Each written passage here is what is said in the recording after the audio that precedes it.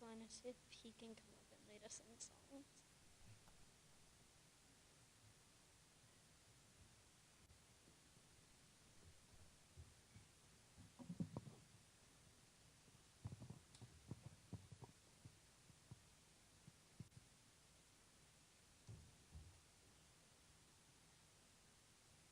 So we're going to start with He Is Able. It's in the chorus book. I don't know what page. It's on the screens.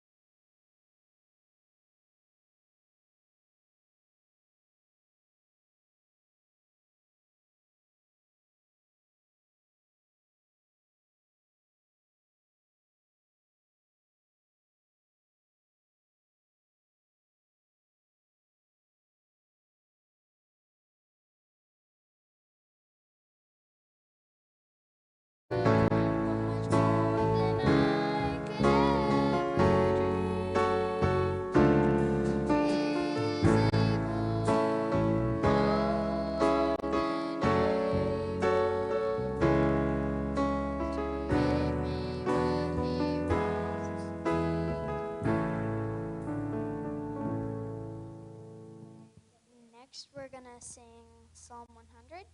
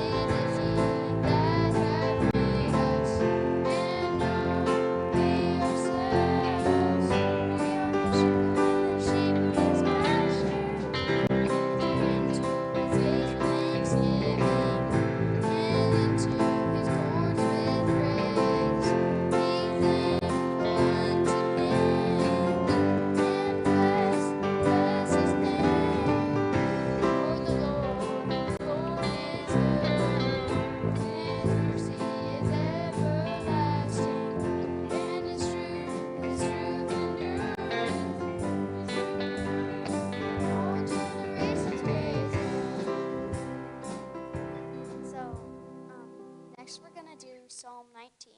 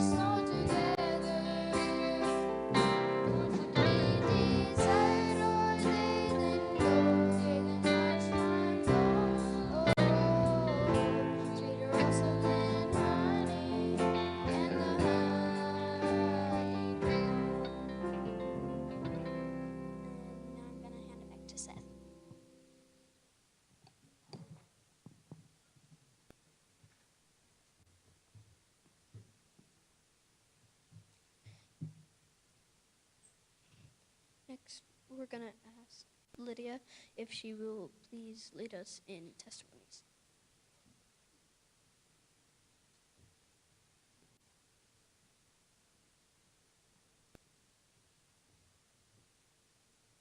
We aren't going to do anything fancy tonight or anything, but I did want to read a verse. It's Psalm 50, verses 14 and 15. It says, "Offer unto God thanksgiving, and pay thy vows unto the Most High. And call upon me in the day of trouble. I will deliver thee, and thou shalt glorify me."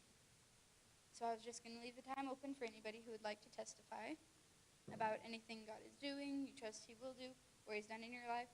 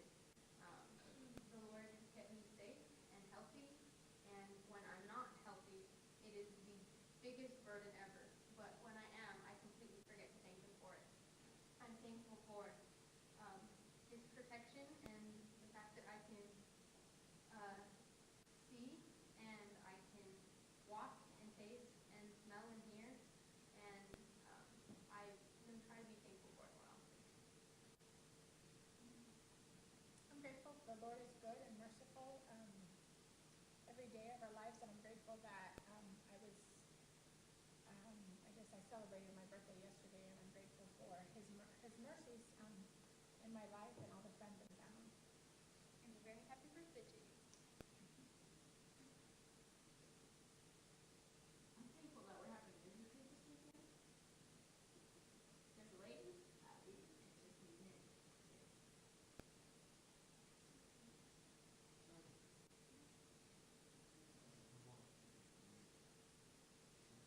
that's everybody. I'll turn it back over to Seth.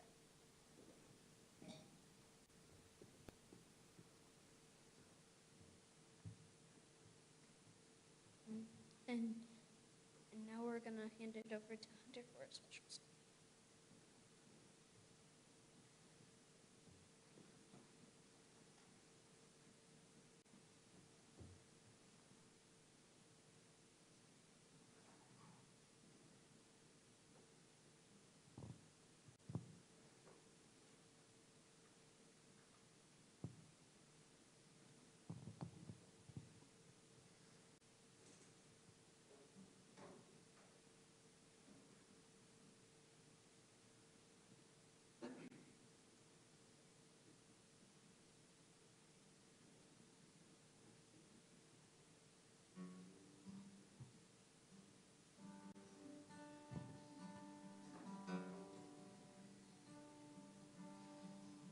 Great Aunt Marine said at 103, write scripture on your heart for when you need it. Anxiety hates Psalm 23, so just say it to yourself till you believe it. 'Cause I'm feeling like I'm needing it right now. The Lord is my shepherd, I shall not want. He leads me by still waters till my fears are gone. Though I walk through the valley of the shadow of death, oh, I know you are with me, my Father, my friend. Your goodness and mercy will follow me all of my days. I know by your still waters I'm safe. Lord, I believe you can set me at ease. Turn this broken piece of me to peace and quiet. I know there's power in your name, 'cause I say it over and over till my soul's reminded. Oh, the Lord is my shepherd, I shall not want. He leads me by still waters till my fears are gone. Though I walk through the valley of the shadow of death, oh, I know you are with me, my Father, my friend. Your goodness and mercy will follow me all of my days. I know by your still waters I'm safe.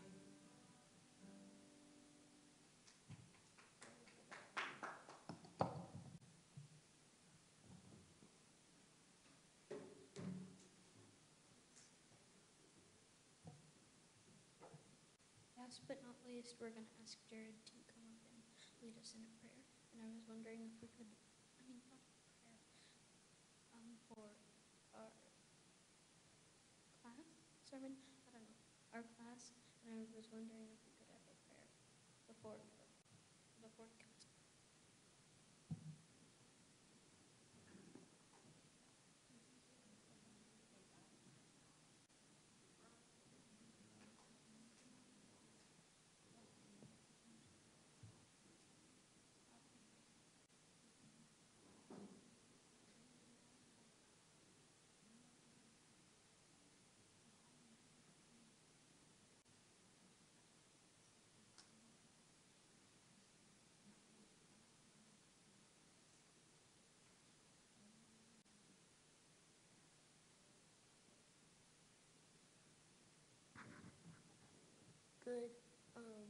Good evening, everyone.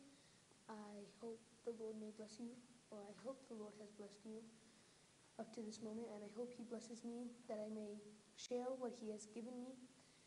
And the parable that Sister Emily has given me is Luke chapter 10, verse 25 to 37. And if you please turn there, I will read it.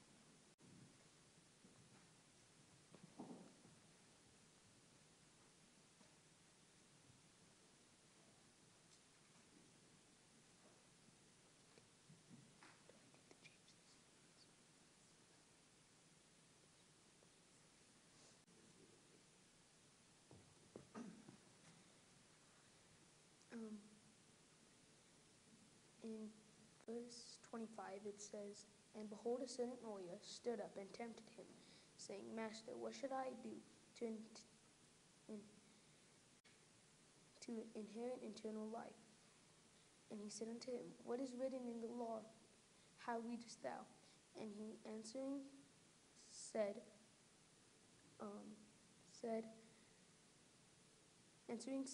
Thou shalt love thy Lord thy God with all thy heart, and with all thy soul, and with all thy strength, with all thy mind, and thy neighbor as thyself.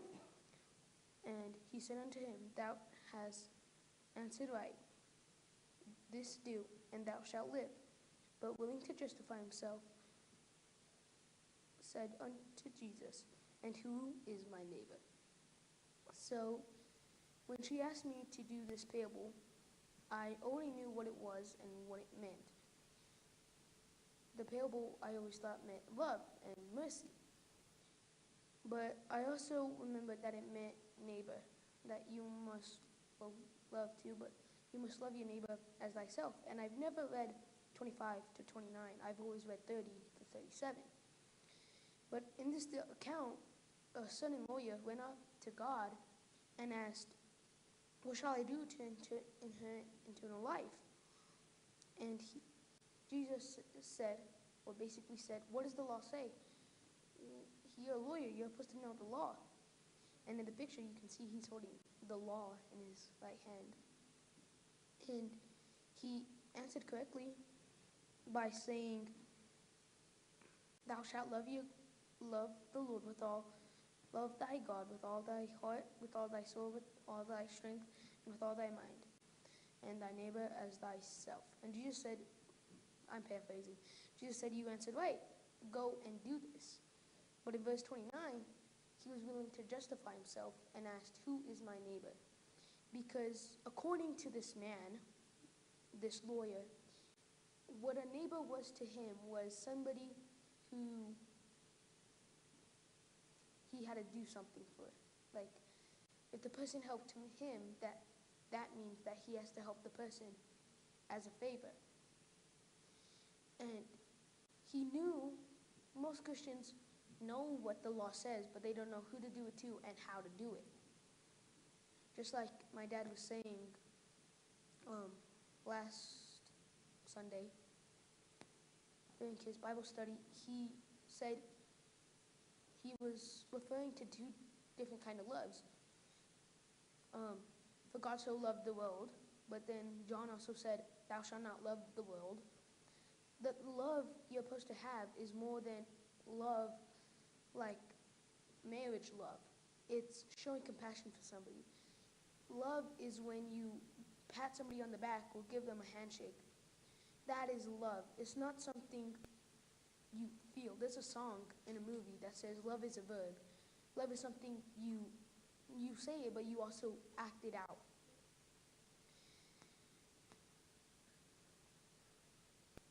Sorry.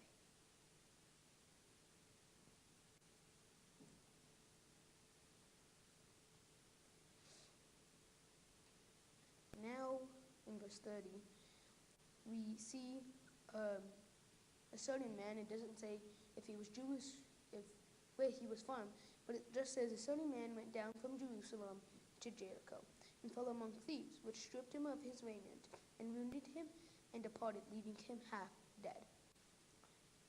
What I thought the thieves meant was basically sin and the devil. He would come and beat you up. he would leave you half dead and just hoped death would come by itself. He wouldn't finish the job. And Jesus also started this parable. Sorry, I didn't mention that. Then in verse 31, and by chance there came down a certain priest that way, and when he saw him, he passed on by the other side. This priest was somebody who knew God's teachings, who knew that you must love thy neighbor as thyself. But he didn't want to be unclean, because the law of the priest, if you touch blood, then you're unclean. And at first I thought that was a good excuse, because, well, you don't want to be unclean because you can't go back to the temple. But my dad told me they work once a year, and once that year's gone, they go back. And deciding that he wanted to spend more time with his family because he's already spent so much time away from them, he wanted to go back. And then verse 32, it says, and likewise a Levite, when he was at the place, came and looked on him and passed by the other side. A Levite is somebody who works with the priest, so he also knew what the priest knew, but yet he did not help him. Something I didn't add on the second part about the priests. Why did the priest not help him? You can answer this, but why did the priest not? Oh, I answered that.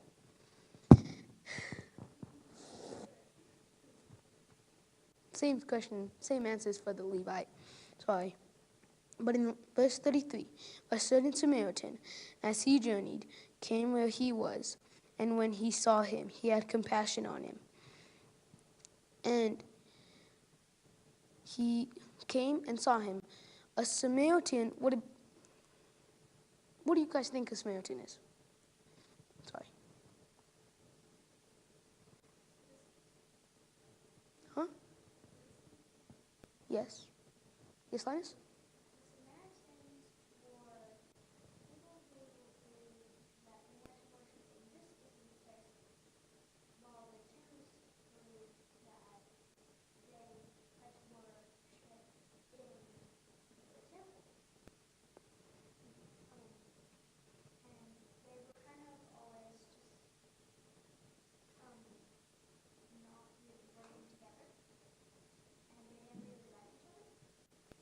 Do you know why they didn't like each other? A Samaritan in the Bible was a person who came from a region north of Jerusalem. In Jesus' day, the Jewish people of Galilee and Judea shunned the Samaritans because they were basically mixed races. One could be from the Jewish, and one could be, I don't know, another one. But they were mixed, and they practiced impure, half-pagan religion. So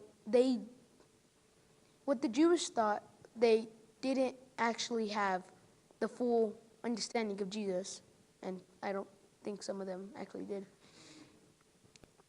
But the Samaritan helped him. How is this Samaritan like us?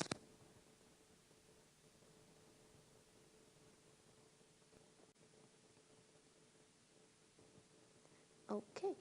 The Samaritan is like us because Christ would do the same. He would help the man on the road. No matter if he was a Jewish Samaritan like him, no matter where he came from, he would help him. And we must be Christ-like. He helped him in verse 34, it says, and went to him and bound up his wounds, pouring oil and wine, and set him on his own beast, the donkey, and brought him into an inn, and took care of him. We can relate ourselves with the Samaritan, but there's a better example that this Samaritan can relate to, and that's Jesus. Jesus was perfect, and we need to be Christ-like, and this is love. And I'm going to go to verse I'm going to go to Leviticus 19:18. You can flip there if you like. But I'm going to read the last sentence. But thou shalt love thy neighbor as thyself. And I don't think he knew who his neighbor was, but he still helped him. He was a good example of Christ. And verse 35, and on the morrow, when he departed, he took out 2 pence and gave them to the host, and said unto him, take care of him, and whatsoever thou spendest more, when I come again, I will repay thee. I didn't add any extra notes to this one because it's an ending. I don't know what to add to it. But I'm going to ask you guys to come to the altar, and I'm going to conclude with this. Which one are you? Are you the priest and the Levite, or are you the Samaritan? And I will give you guys some time to think about it.